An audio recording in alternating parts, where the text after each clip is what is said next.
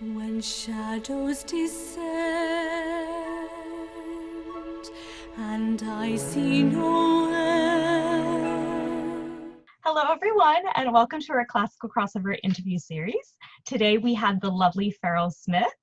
Hi Faryl. Hello. How are you? I'm fine, thank you very much. How are you? Things are good here.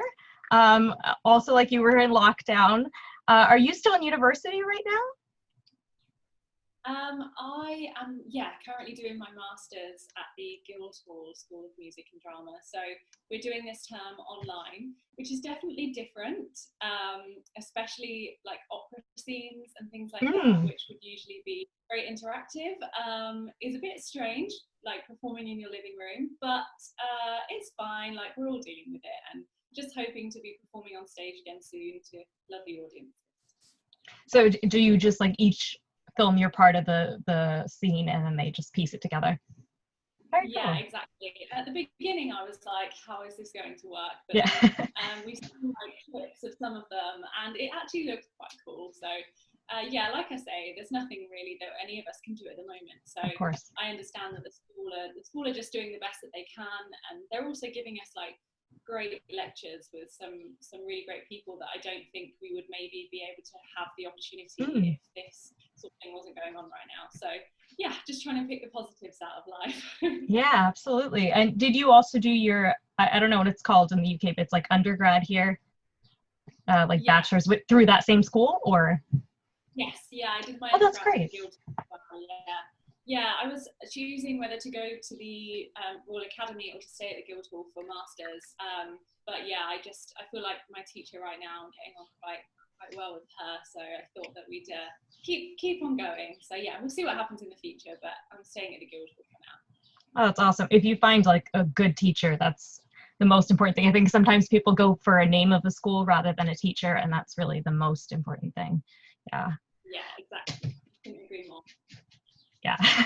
So let's go back a little bit to when you all started. I remember seeing like a choir video of you singing Edelweiss, I think. Is that kind of how you started in choir? Yeah.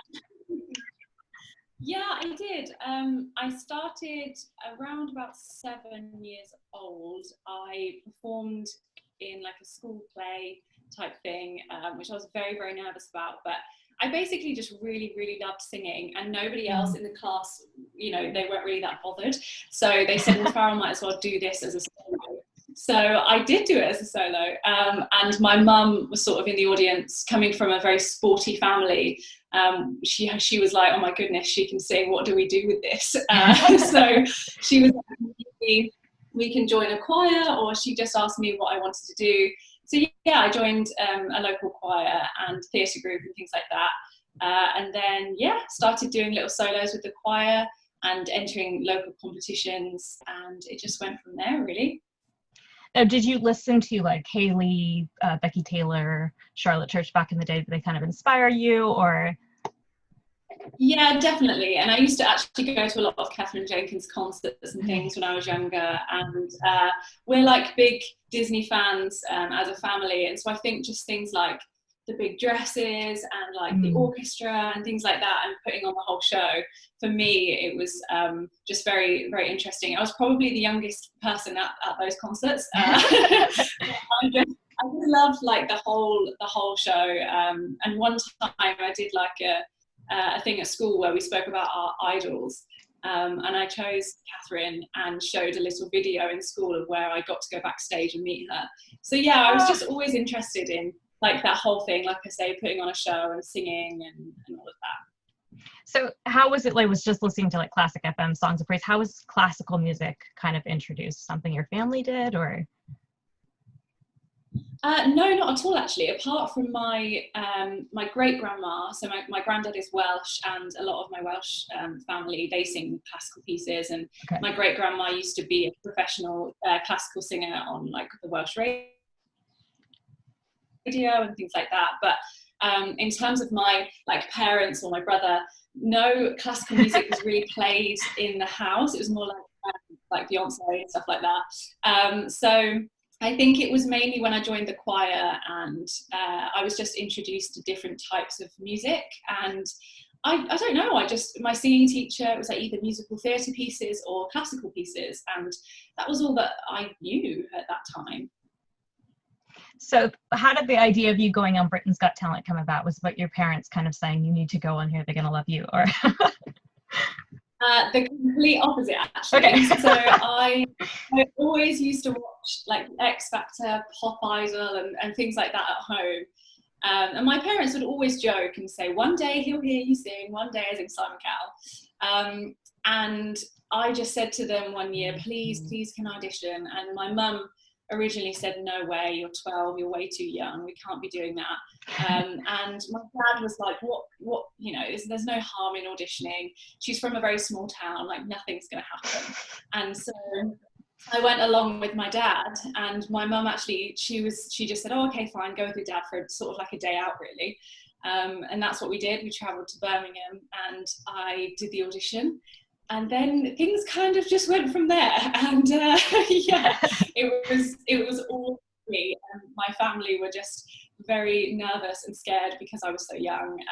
But the whole team at Britain's Got Talent were great with all of that. So yeah, it was me. It was all me. That's awesome. So you said you'd already maybe met Katherine Jenkins at a concert before. So what was it like then kind of having her as a mentor once you got on the show? It was a bit surreal at first, like going from being that fan and meeting somebody backstage and you know, sitting in the audience, to then becoming friends with somebody like that, and then having the same management. And it was really important, again, like I say, my family were very protective, and it was really important that we made decisions that were right for me, and especially because of my age. So we were quite worried about things like singing too many songs on the album that were about love, and even things like that, because I was so young. And so Katherine definitely helped with even things like the image and making sure that I wear a lot of like colours and basically like a young style, even, like, rather than putting me, it was really strange. We did one photo shoot that was meant to be for the album, and like they set up everything, got an amazing photographer. And then after the photos were taken, they all just, everyone on the team just looked at them and said, she looks about 18, and like, this isn't really, like, this isn't right. It was because I suppose nobody was really used to, apart from Charlotte Church, dealing with somebody that was that young releasing albums. So we just completely redid the whole shoot, and I had, like I say, bright colours. Katherine came on the day and was watching, and yeah, it was just things like that. It was very helpful to have somebody that was there to help. And so that's one of the reasons you went with Universal rather than Simon's company, so you could have a little more control, or? It wasn't really control. It was just kind of, I think when I was growing up, like I said, I looked at people like, even like Bryn Terfel, because of my granddad and the Welsh side, and then like Leslie Garrett, who I now study with, her same singing teacher. And basically everyone who I had known and that I had loved listening to were all signed to Universal or Decca. It just kind of made sense, because I was like, well, maybe these people, I don't know, like, because it's classic and jazz, will understand more of the vibe that I want to go down. So that was the only reason, to be honest. Makes sense. They've handled those careers really well, so yeah. Exactly. And you are one of the few that actually got to do a bit of a press tour in America, and you got to go on Ellen. What was that like? That was amazing, because like I said, my family are we're massive Disney fans, and so we used to go to Florida quite a lot, like sort of every other year. My mum actually used to live in North Carolina when she was younger, so we love America, and so to be able to go there, go to LA and New York and visit with my family, it was like a holiday, but also amazing, because I was releasing an album in America. Like, it was, yeah, a very surreal time, but also an amazing experience.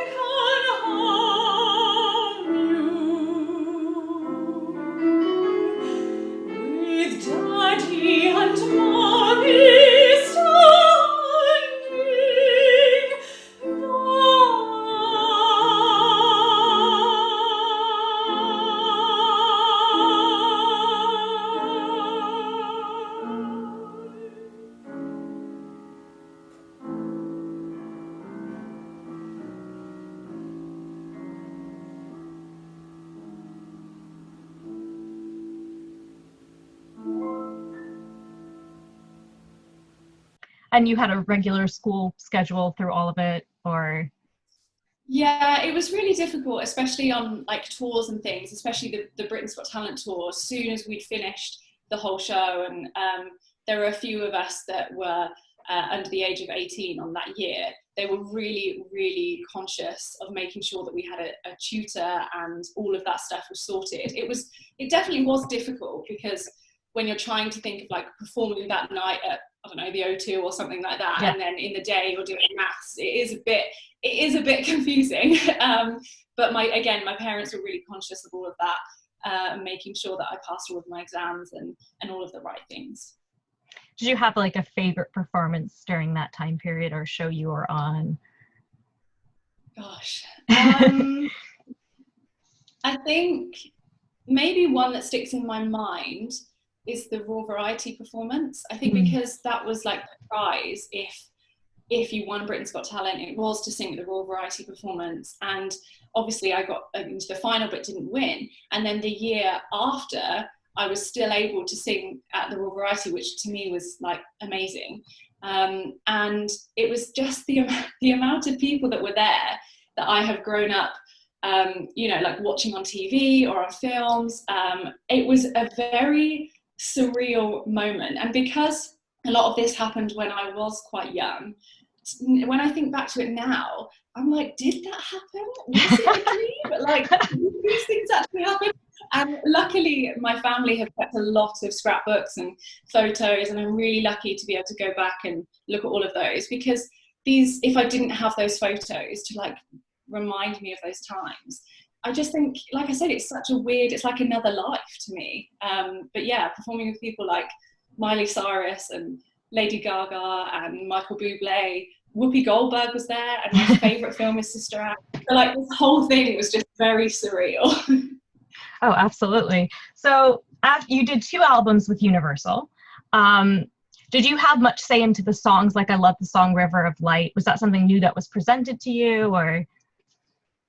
Yeah, it was. They were actually really good. Like I say, with the picking the pieces, I kind of was like, oh, I'll sing anything. Like, I don't really mind. Again, because I was really young and I didn't really have much of an idea of things that would like do well. And so yeah, I trusted them massively, and just kind of I would just go with the flow. But if there was something that I thought, oh, this doesn't really feel right, or if, like I said with the photo shoot, if we tried something and it just wasn't working, then they were so good at being like, right, we'll scrap that, that's not working, let's try something else. So yeah, it was they were really good at that. And then since then, you did the recording with a harps ensemble. I think that's your latest recording you've been on. How did that come about? So after I did the albums and the shows and everything, and I decided to go back and train, I think mainly a lot of people say, why did you go back and train? I think mainly I just got to the age where like a lot of my friends were going to university, and I didn't do that at first, and I was still working as soon as I left school. And they, I don't know, were like moving on to the next stage of their lives, and I felt like I've always, before any of the show, wanted to go to a music conservatoire and train. So that I decided to do it, and I was like, do you know what, hopefully that way it will open up some more doors for me, and I'll still be able to do a lot of the concerts. And one of the tours or concerts that came to me was the harp ensemble, and at the time it was still hard for me to find people to perform with that were my own age. And I was often surrounded by adults, even when I was like a child or a teenager. And when the harp ensemble came along, and a lot of the kids that were playing it were younger than me, or the same age as me, And it just felt like a really nice and different thing to be involved in. I hadn't seen anyone else do it before. And they were so great at like coming to me with song choices and saying, what sort of things do you want to sing with us? And yeah, we had a great time like touring theatres, and they were doing the album anyway. So they said to me, would you like to guest on it? And I was like, yeah, sounds great. And how was that, like, going in between, you know, you're doing these huge performances and then you're in school, like, were your classmates at first like a little daunted by you, or? Yeah, I mean, at the beginning it was a bit weird. I think, like, similarly to when I was in school, like senior school, and doing all of the TV things, I would actually, I am the type of person that would just not mention anything. And then at the beginning, a lot of my teachers, we went sort of like 3 years down the line of them teaching me, I don't know, like one of my German teachers, for example.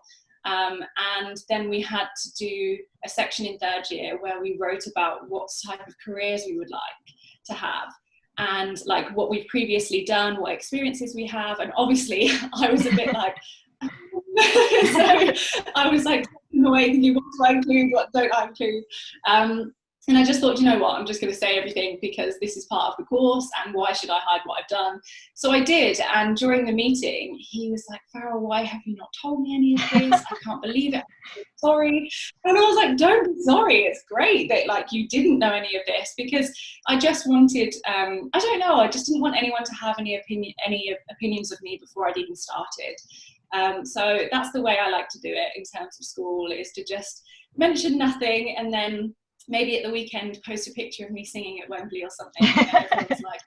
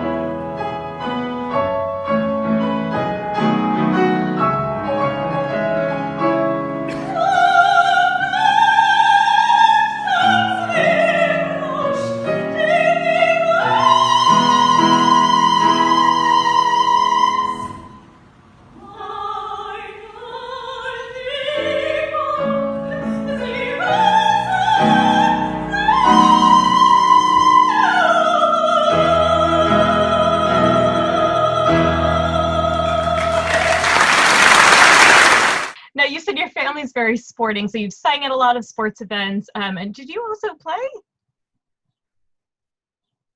Sorry, you just cut out there. Sorry. Oh. Did you say did I play football? Yeah, did you also play football? Yeah. Yes, I did. So again, from the age of 7, my dad actually coached a football club, and my brother played. Basically, the whole of my family played, Okay. and so I had no choice. So I started playing at the age of 7, and then when all of the Britain's Got Talent stuff happened, I still continued to play on the weekends, and then it just got to a point where I just had no free time. So unfortunately, I had to give up. But I wasn't the best. I'm going to be honest. I wasn't amazing, and I just loved like being a part of a team, and I loved the girls. So yeah, I mean, I enjoyed it. So now that you've gone to university, you're discovering your style maybe a little bit more, and also your voice changed. It sounds like a little higher. How's that experience been?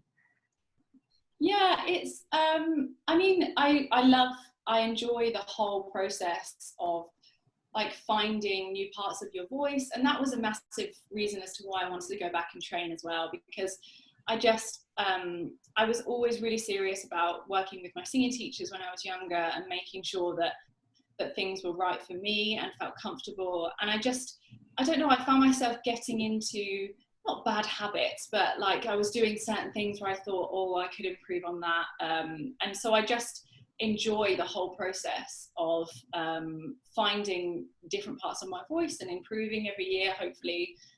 So yeah, I started out saying that I was a mezzo, but I'm definitely not a mezzo. I am definitely a soprano. So what kind of repertoire are you working on right now in your classes?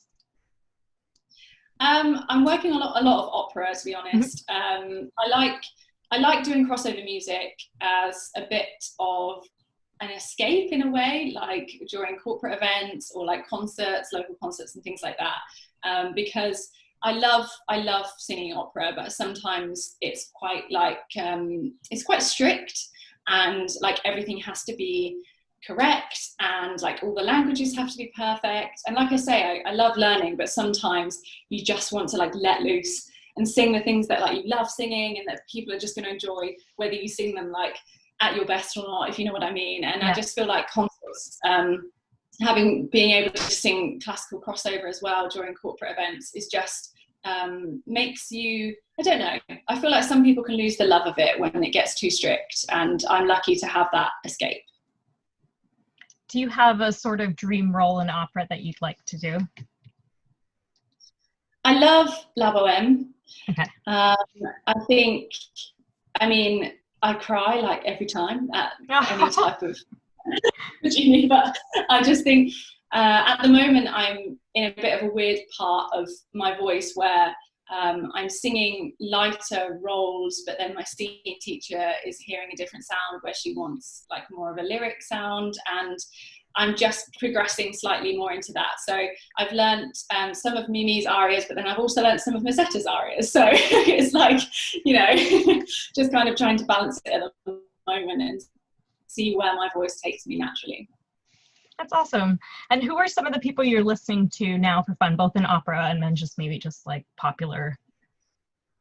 I've always loved Anna Netrebko. I mean, some people like have different feelings, but I think because she's been able to do like both, as in she's been able to have like a fantastic career in the opera world, and people like Renee Fleming and all of, like the people that have managed to mix it up a bit that's what I aspire to do. Like they're very well respected in the opera world, but then they're also able to sing stuff that's not so classical and still sound great, and sing to audiences, general public audiences that will know pieces that are more familiar to them, and they're happy to do that. Like you can, I don't know, I just feel like there are often some kind of, I don't want to say snobbery, but like some people get a bit snobbery about singing not fully classical, and I love that they're able to mix it up with doing lots of different things. And what can you said you want to kind of mix it also, so do you see yourself doing more albums or continuing with concerts? Yeah, I mean, at the moment, like I say, because I'm training, I hope to go on to an opera course after my master's or a young artist program. But I definitely, in the future, if sort of album deals came across or something, then I would definitely not say no. I think it's just, I wanted to, like I say, go back, take this time whilst I was still young. I'm 24, and like train and still use this time whilst I can. But I think it would be a very interesting album if I maybe did it in a few years' time and then compared it to the ones when I was younger. I think that would be quite a good talking point maybe for interviews and things. Absolutely, that would be great to hear. Well, we look forward to keeping following you on all your new adventures. Thanks so much for talking today with us. Thank you for having me. All right, keep safe during this craziness. We'll talk to you again. Thank you so much for the time. Have a good day. Bye. You too. Bye. I see you in dreams of shimmering streams. We dance until dawn.